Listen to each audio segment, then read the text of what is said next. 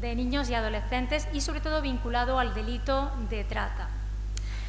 Para estructurar mi ponencia quiero empezar con un contexto que nos permita conocer un poco la magnitud del problema y poder contextualizarlo y conceptualizarlo.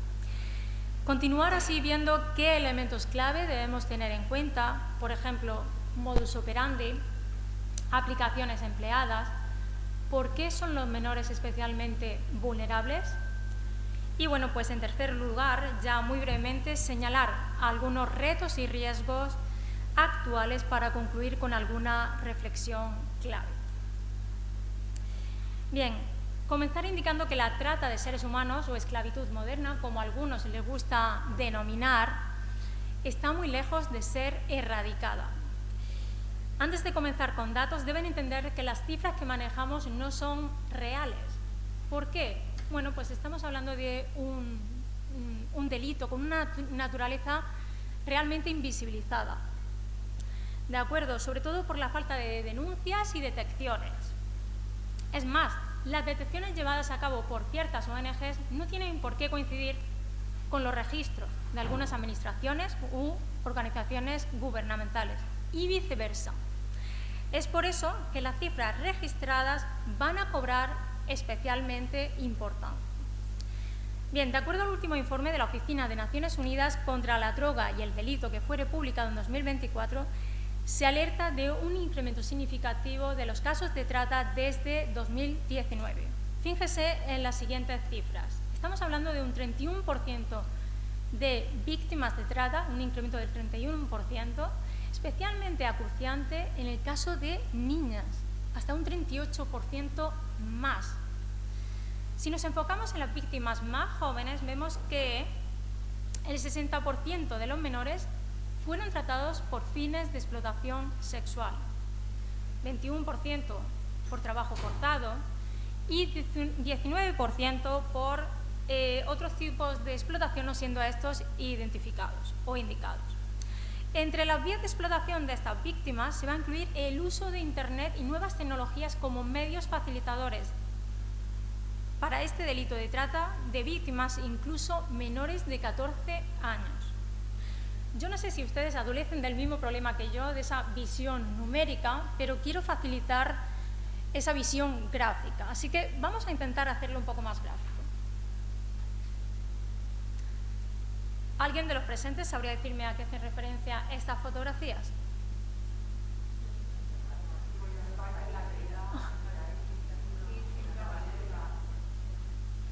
Perfecto. Fallas de Valencia, Mascleta, me vale. ¿Me pueden corregir aquí?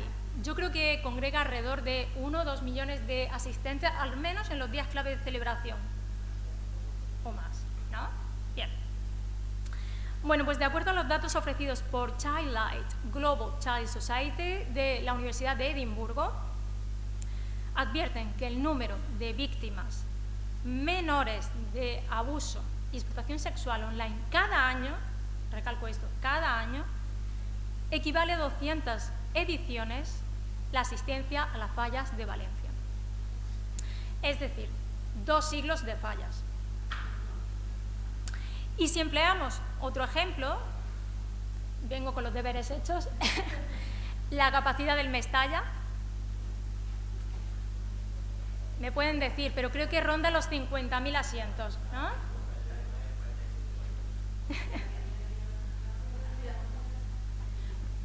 Vale, pues hay que llenarlo más de 16 veces al día durante un año completo. ¿De acuerdo? Estas comparativas, el objeto era que sirvieran para proyectar de forma más gráfica la magnitud del problema que voy a pasar a conceptualizar. En cuanto a cómo se entiende el delito, hay que señalar que el instrumento de lucha contra la trata, no digo más reciente, pero sí el más extendido, es el Protocolo de Palermo, desde que fuere adoptado en el año 2000 y por el cual se divide el delito en 3 elementos esenciales: la acción o acciones, los medios y la finalidad. Cuando hablo de acción o acciones, a mí me gusta decir el qué. ¿Qué tipo de acciones van a facilitar la comisión del delito? Y fíjense ustedes en pantalla, lo tienen ahí, ¿Qué sentido da o viene a otorgar este protocolo de Palermo? ¿No? Un sentido de movimiento de las víctimas físico, ¿no? El traslado, la acogida, la recepción. Ya verán ustedes cómo queda esto más adelante. Siguiente elemento van a ser los medios. A mí me gusta unir o vincular los medios con el cómo. ¿Cómo estas acciones van a ser facilitadas? Bueno, pues a través de acciones ilegítimas. Fíjense ustedes el uso de la coacción, el engaño, la fuerza, abuso de una posición de vulnerabilidad y, en tercer lugar, la finalidad, que yo vinculo al ¿por qué? Pues la explotación de un individuo por el beneficio ajeno, que sí, se puede presentar de distintas formas, como vemos, explotación de la prostitución ajena, otras formas de explotación sexual, trabajo forzado, etc. Hablamos de la intención, no se tiene que materializar la explotación. Fíjense la ardua tarea de identificar unas acciones conducentes, intencionadas, sin que la explotación se haya materializado aún. Vamos a los menores. Uy. Pues no aparece. Bueno, pues desaparece el elemento de medios. ¿Por qué? Porque los menores no pueden consentir ningún tipo de acción que tenga por objeto su explotación. ¿Por qué motivo? Pues por la edad y su capacidad para tomar una decisión consciente. Con lo cual vean ustedes que la cuestión de consentimiento no va a ser una ventana abierta aquí cuando hablamos de trata. Fíjese que el protocolo de Palermo no es el instrumento de lucha contra la trata más reciente, pero sí el más extendido. Me da rabia que no pueda moverlo, pero desaparecían los elementos que nos teníamos que quedar. De todas formas, que tengan en cuenta que este protocolo ha sido ratificado por más de 170 países en aras de ¿qué? De obtener un conocimiento unitario sobre lo que es el delito y que permita adoptar también unas herramientas de lucha eficaces y coordinadas. Sin embargo, estamos todavía muy lejos de esos objetivos perseguidos. ¿Por qué? Bueno, pues por esta proliferación de las nuevas tecnologías, poco presente en este instrumento, y que ha precipitado la proliferación de, nuevas tecnologías, una nueva alarma y poco consenso terminológico. Si paso a explicar los acrónimos. Sí. Esta es la confusión que existe. ¿Por qué existe confusión? Porque se vienen utilizando de forma indiscriminada, no atienden a ninguna razón lógica. Cuando hablamos de trata, y también se utiliza de forma indiscriminada, abuso sexual infantil. Estamos hablando del atentar contra la integridad sexual del menor, no necesariamente trata, aunque pues aparezca cuando se consuma. También tenemos otros acrónimos como ESI, ESTI o ESIA, explotación sexual infantil, explotación sexual comercial infantil o explotación sexual infantil y de adolescentes. Vale, diferentes acrónimos, pero que vienen a decir prácticamente lo mismo, la instrumentalización de un menor en actividades sexuales para un beneficio. Me da igual si el beneficio es económico, si es material, si es de poder o si es de índole social. Y cuando hablamos de CESAM o CESEM, estamos hablando de ese material de abuso sexual infantil. ¿Diferencia? Bueno, pues el CESEM contempla también el uso de imágenes sexualizadas. Y ojo, que aquí entra también en juego el posible daño que puede hacer la IA al crear este tipo de imágenes sexualizadas. Vale, ¿por qué aparece todo este barullo, toda esta proliferación terminológica? Porque hay una alarma, hay unos datos que respaldan esta urgencia. Fíjese que el Centro Nacional para Niños y Adolescentes Desaparecidos y Explotados en Estados Unidos, en 2020, ya advertía de más de 21 millones de imágenes, archivos y vídeos susceptibles de contener material de abuso sexual infantil. Pero aquí en España también. En 2022 se registraron más de 950 denuncias de explotación sexual infantil. Y es por ello este tipo de controversia o urgencia por definir este tipo de fenómenos. Pero lo que no tenemos que caer es en la confusión. ¿Por qué? Porque lo que tenemos que tener claro es que se va a instrumentalizar a la víctima, en este caso nos vamos a centrar en el niño o adolescente, me da igual si es de manera directa o indirecta, para un beneficio. Con lo cual aquí el menor deja de ser el objetivo, el menor se convierte en el medio para conseguir ese beneficio. Y con esta proliferación de las nuevas tecnologías aparecen también nuevos modus operandi. No son todos, pero sí los más importantes. Hunting. ¿Qué significa hunting? Caza. Pues aquí hablamos de una estrategia que los tratantes van a desarrollar para acercarse a esas víctimas potenciales. ¿Quiénes son las víctimas potenciales?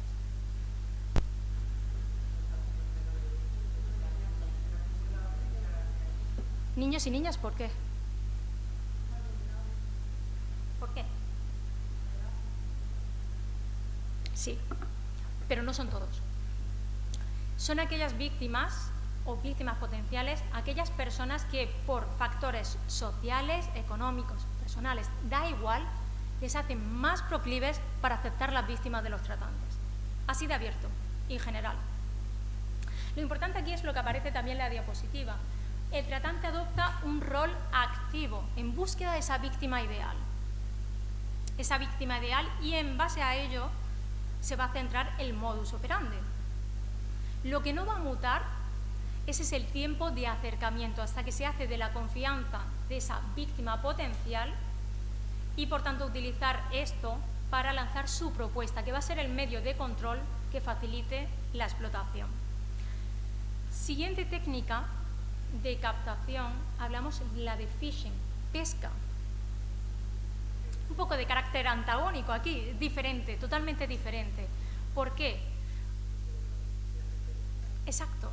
Aquí el rol del agresor no va a ser un rol tan activo, va a ser más pasivo. Se va a servir de la publicación de esos anuncios y esperar que la víctima sea la que contacte porque está interesada o víctima potencial. ¿Qué tipo de anuncios encontramos? Pues anuncios con muy poca información, pero llamativos. Van a incluir condiciones laborales, salariales, que atraigan. Y ojo, porque a todos nos ha saltado alguna ventana emergente con cierta publicidad. Y es que este tipo de técnica se viene utilizando para captar o pescar posibles víctimas, pero también posibles clientes interesados de estos servicios para que sean ellos mismos los que contacten a los tratantes. Y aquí me voy a detener para advertir de dos fenómenos que pueden vincularse a la trata. Ya lo ven en pantalla, grooming y sexting. Grooming, o incluso online grooming, término acuñado por Webster en 2012. Ya que aquí también se prevé un rol activo por parte del agresor que se va a servir de esa manipulación, de ese engaño, de esa coacción para persuadir y victimizar al menor. ¿Qué pretende? Bueno, pues lo que pretende es acceder a ese material de contenido sexual y también generar encuentros. Peligro. ¿Dónde está aquí el peligro? Una vez que ese material está compartido, está fuera de su alcance y de su control. Sexting. Me dirán, pues Ana, estás loca. ¿Cómo vamos a comparar sexting con trata? Aquí estamos haciendo un intercambio de material sexual de manera consentida. Claro. Pero también estamos hablando de riesgos, sobre todo cuando no se sabe la intención ni el tratamiento de ese material. Es decir, cuando pueden ser objeto de coacción o extorsión. ¿De acuerdo? Y sin ánimo de distraerme mucho del tema central, de acuerdo a Cooper, existen principalmente 4 motivos por los que los más jóvenes y adolescentes, incurren en esta práctica del sexting, que son los que aparecen en pantalla. Llamar la atención de una posible pareja, como forma de expresión sexual en una relación sentimental consentida, para explorar, experimentar en su propia sexualidad, por coacción de sus pares o parejas. Es decir, la presión que va a ejercer una de las parejas cuando hay miedo a que esa relación finalice. Y al respecto, también autores como Druin y Tobin advertían que aquellos jóvenes con relaciones más inestables, más esporádicas, van a ser los que más incurran en este tipo de práctica. ¿Por qué? precisamente por esa inestabilidad de la relación y esa necesidad de evitar ese tipo de sentimientos, como puede ser la culpa, la incertidumbre, la soledad. Ahora traslademos todo esto a nuestra realidad. Perdón. Bueno, voy adelantando. Saben que muchos de nuestros jóvenes van a vincular sus relaciones con la autodivulgación en línea, pero no son conscientes del daño o el peligro que esto entraña.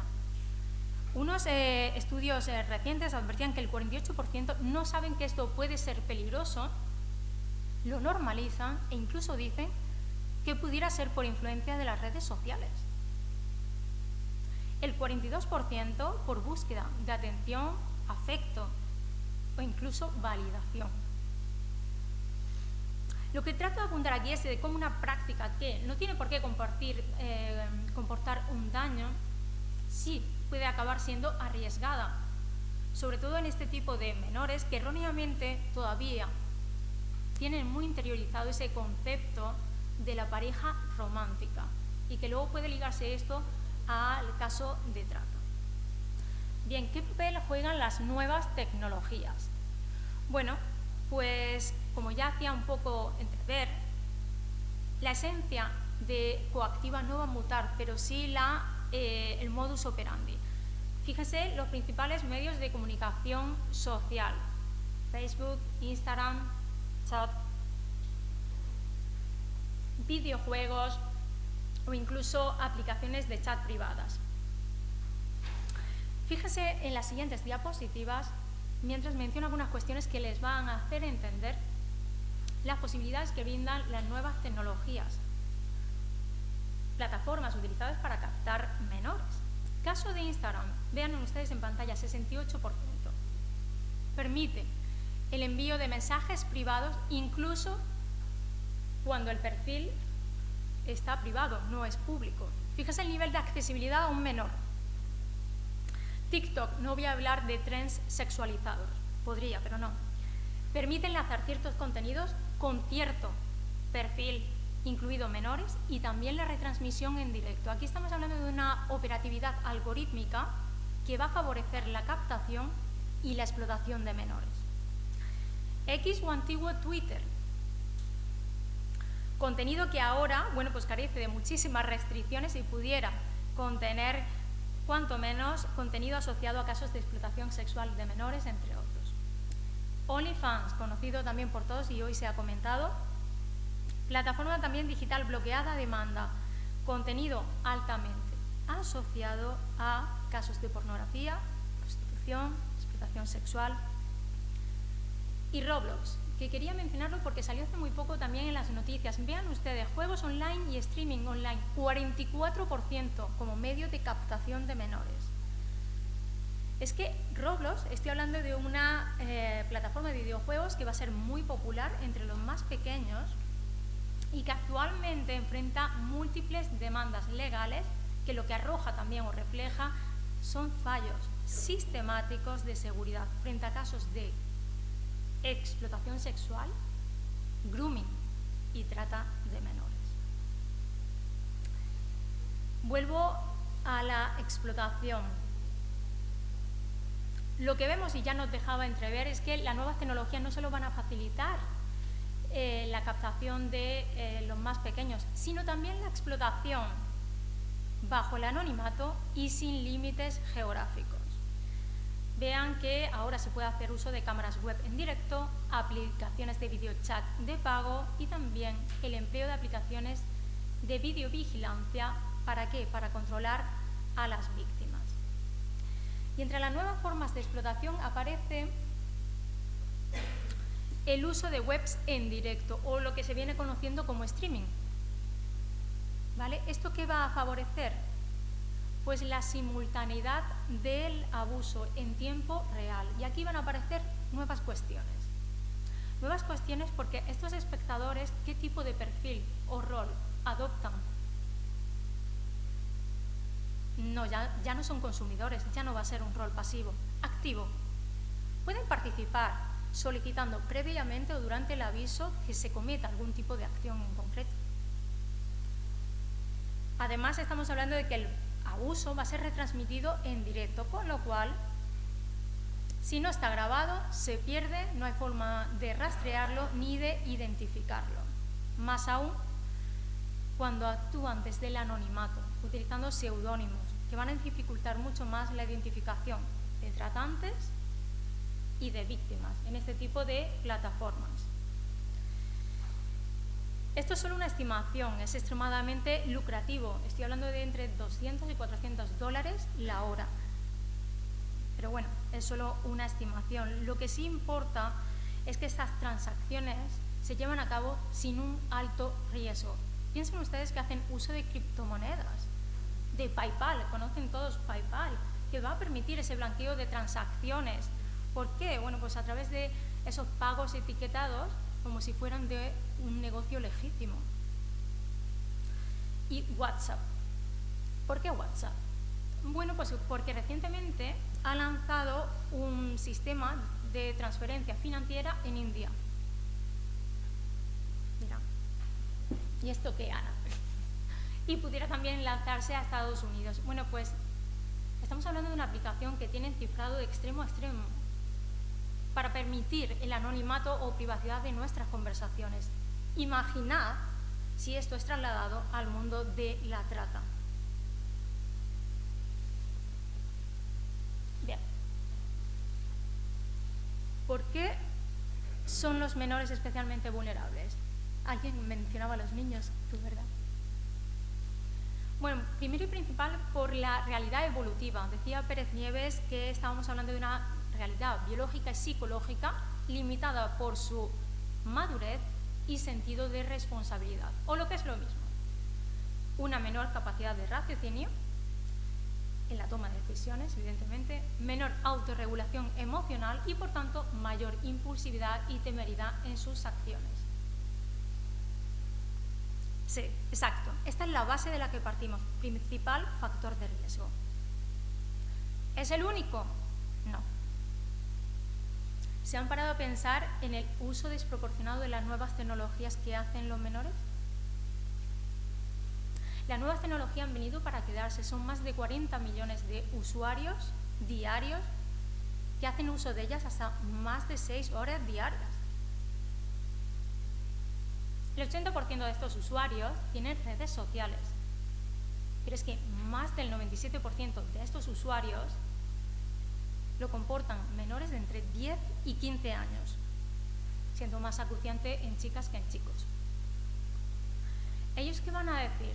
No, es que utilizo las redes sociales porque me va a permitir hacer más amigos, ampliar mi red de amistades. Vean ustedes lo que de verdad va. Pues va a facilitar su captación y explotación, principalmente por el uso. Perdonad, que vengo malita. Desproporcionado de las nuevas tecnologías y, sobre todo, esa concepción sobre el falso mito del éxito que muchos de nuestros jóvenes tienen muy integrado. ¿Esto en qué consiste? Pues a mayor número de amigos o contactos virtuales, mayor popularidad. Tan fácil como eso. Aquí, por supuesto, estamos hablando de una necesidad de validación y de pertenencia. ¿Qué genera esto? Pues van a condicionar su confianza muy fácilmente. Van a aceptar cualquier tipo de solicitud, incluso si no conocen a ese emisor o porque tengan algún tipo de contacto en común. Y mientras, ¿qué tipo de publicidad hacen ellos? Bueno, pues aquí se advierte de un uso desproporcionado y, bueno, desproporcionado en el sentido del uso, pero también en el contenido. Imágenes, ubicaciones, datos personales, familiares. Y por si esto fuese poco, se advierte también de estados de ánimo que publicitan. He querido incluir dos de un estudio bastante importante del Atonero que decía así, estos dos estados de ánimo que él analizaba. Solo quiero salir de aquí. Nadie me entiende. Mi vida es... ¿Alguien se imagina lo que supone esto? Pues hacer públicos sus deseos anhelos, miedos, carencias, es decir, sentar el mejor escenario posible para los tratantes que, sin necesidad de exponerse, van a tener toda la información necesaria para adoptar la mejor estrategia de acercamiento, control y de explotación. Sepan ustedes que la adaptación va a ser total. Hablo del lenguaje, que pueden hacer distinciones o variaciones dependiendo del género, van a emular cómo hablan los menores, utilizando la jerga, emoticonos, y también van a adoptar la estrategia más conveniente, dependiendo de esa vulnerabilidad que hayan detectado. Antes se comentaba la técnica del overboy, pero evidentemente no es la única, también la del rol del salvador. Aquí, para esta, se hacen uso de varias cuentas. Lo que importa es que se note cuál es el rol que provee por esas carencias que han mostrado a través de las nuevas tecnologías. Hablamos de técnicas especialmente rápidas y eficaces. Hasta en 4 meses se puede hacer esta captación de menores. Evidentemente, aquellas estrategias que no se ajusten a estos parámetros no están fuera del peligro o del riesgo. ¿Por qué? Porque aquellas estrategias que se alargan en el tiempo, lo que van a entender el menor es mayor tiempo invertido, conversando, interactuando, mayor grado de confianza. Sistema de alarma o seguridad, o de peligro, mejor dicho, disminuye, automático. Bien, entonces aquí estamos hablando de que la información publicada va a cobrar una especial importancia. ¿Por qué? Porque va a ser el medio de control de estos tratantes, tornándose de especial vulnerabilidad para aquellos que muestren un cuadro de adicción, trauma, carencias afectivas, etc. Pero no todo el riesgo está en estas acciones digitales que llevan comportadas el uso que hacen nuestros menores. ¿Han escuchado ustedes hablar del sharenting? No. No. Sí. Joder, viene gente con los deberes hechos, mira. Consiste en compartir imágenes de nuestros hijos o hijas en redes sociales. ¿Tiene que ser esto un riesgo? No. Pero es preferible ser consciente de los riesgos actuales. ¿Por qué? Porque una vez compartido, esas imágenes están fuera de nuestro control. Se pueden descargar sin nuestro consentimiento y manipular para otros fines sin nuestro consentimiento. El INCIBE advierte que el 80% de los menores, de los bebés, tienen presencia en Internet. Menores de 6 meses. Así que les invito a reflexionar sobre privacidad y seguridad de quienes son los más pequeños. Bueno.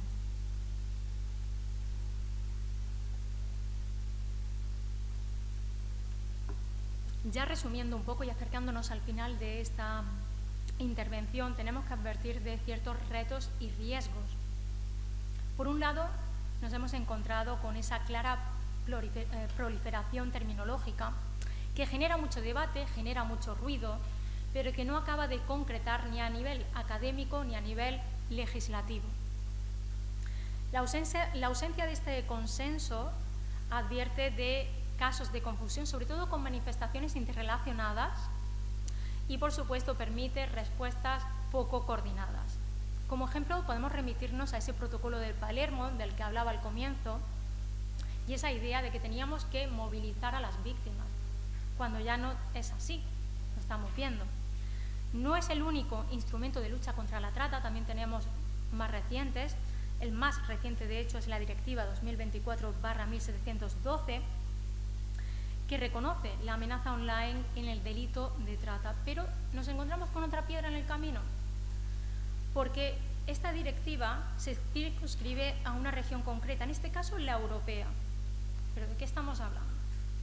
De un fenómeno criminal o victimal transnacional. No existen límites geográficos. Primera piedra. Ya en sí el conocimiento o la ausencia de un conocimiento unitario es una limitación en sí misma. Hablamos de la transposición de la directiva. La mayoría de ustedes son profesionales al servicio de la Administración. ¿Tienen todas las administraciones los mismos recursos? pensemos en los estados, para que adopten esas medidas en concordancia. ¿Y esto qué va a hacer? Favorecer que los tratantes operen con menos riesgos. Estamos viendo un nivel de accesibilidad, de disponibilidad, anonimato, como nunca antes visto, sin límites geográficos, que permite esa simultaneidad del delito. En definitiva, también hemos visto la facilidad con la que los tratantes pueden acceder a las víctimas o víctimas potenciales, y esto advierte de nuevos retos y desafíos que claman nuevas medidas, nuevas respuestas, del hilo de lo cual los enfoques retributivos frente a este uso que hacen los menores de las nuevas tecnologías, vinculando al delito de trata, va a resultar insuficiente. ¿Por qué? Porque ya en sí la falta de conocimiento estamos viendo cómo favorece ese tipo de acciones impulsivas. Piensen ustedes entonces en ese tipo de estrategias restrictivas como el mero control parental. Pues no va a evitar este tipo de acciones, pero lo que sí va a mermar es la capacidad del menor para comunicar que está en una situación de riesgo. Esto sí lo va a mermar. Por lo tanto, es necesario apostar por respuestas integrales que combinen educación digital crítica, empoderamiento y la creación de entornos digitales de confianza. ¿Para qué? Para disminuir esa vulnerabilidad y favorecer de verdad la prevención. Y por último, ya acercándome al final de esta intervención, les invito a reflexionar sobre cómo estas nuevas tecnologías parecen precipitar una clara posición de desventaja sobre un segmento poblacional concreto. Hablábamos de los más jóvenes frente a tratantes, y si no hay nada que esté en nuestra mano por ayudar a sensibilizar sobre este problema. Hemos visto la dificultad de comprender y detectar este fenómeno a nivel teórico y práctico. Hemos visto cómo las nuevas tecnologías van a favorecer un claro nicho de captación y de explotación. Y por qué los jóvenes parecen ser, pues los más vulnerables frente a este delito, no solo por factores endógenos, como pueden ser la edad, pero también por factores exógenos, la falta de información, el uso desproporcionado de las redes sociales, etc.